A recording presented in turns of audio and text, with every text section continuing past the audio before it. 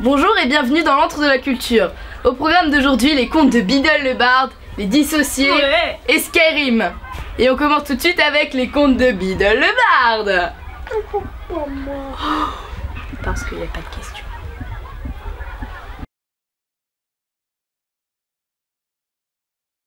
Aujourd'hui, je vais vous présenter les contes de Biddle le Barde pour tous les fans de la célèbre saga Harry Potter.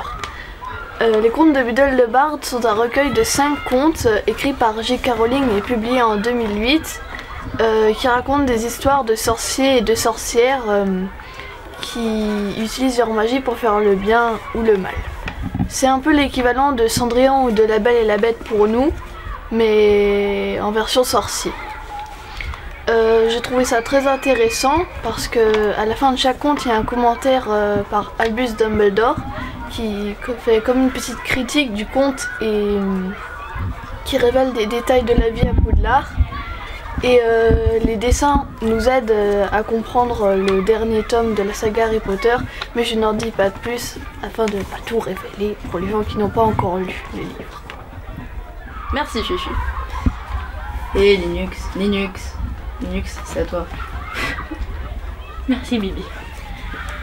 Donc, je vais vous présenter les Dissociés.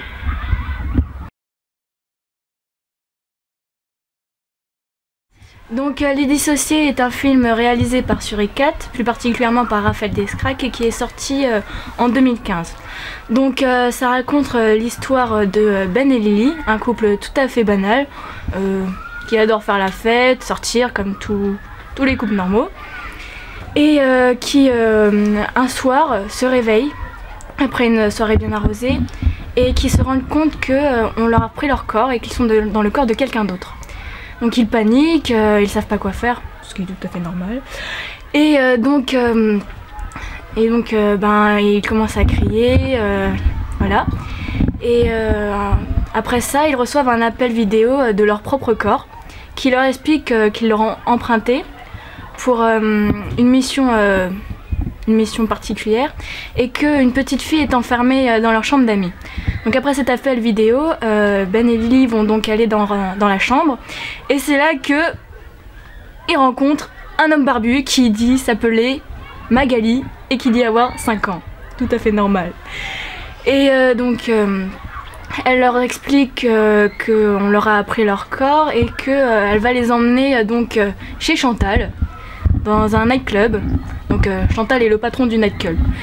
Et donc ils s'y rendent et on leur explique qu'ils font maintenant partie de la communauté des dissociés qui ont la capacité de swapper, donc c'est comme ça qu'ils appellent la manière d'échanger leur corps, et qu'on leur a emprunté le leur pour pouvoir vaincre Milo, un puissant dissocié qui a pour but de prendre possession du monde entier en prenant possession des corps de tous les hommes. Et donc Ben et Lily vont donc décider d'aider les dissociés et de récupérer leur corps pour vaincre Milo. Donc personnellement j'ai beaucoup aimé ce film, ça a été un vrai coup de cœur.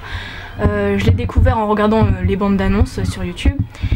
Et franchement j'ai beaucoup aimé, mais le seul bémol c'est que je trouve qu'il y a beaucoup moins d'humour que je m'imaginais, parce que je me disais avec Suricat, le Palmacho, les quelques apparitions d'Antoine Daniel de What the Cut et de PV Nova, je me suis dit on allait rigoler sur tout le film, mais c'est pas du tout ça, c'est un peu plus profond. Mais sinon c'est un film que je recommande vivement. Voilà. Cécile, arrête de te gratter, c'est à ton tour. Oui, et donc je vais vous présenter Skyrim. Aujourd'hui, je vais vous parler de Skyrim, qui est un jeu de rôle et un jeu d'action développé par Bethesda Game Studios et qui est sorti le 11 novembre 2011. Le synopsis est simple. En bord de ciel, il y a une grosse guerre civile entre les Sombrages et les Impériaux.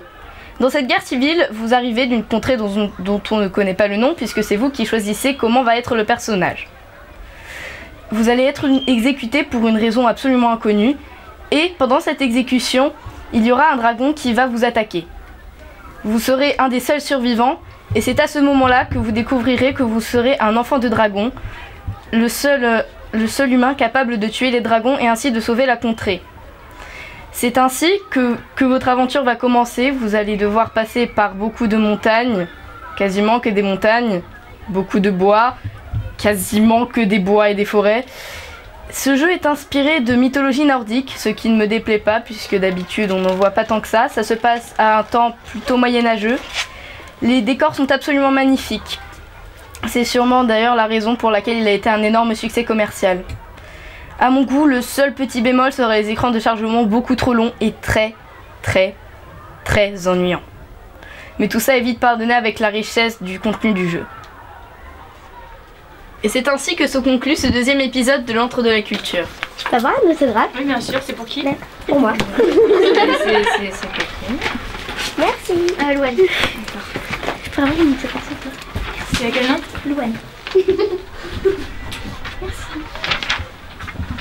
On commence vraiment à avoir beaucoup de succès. Ah, C'est bizarre. c'est bien. Ouais. Ouais, c'est bien. Ah, ouais, c'est bien.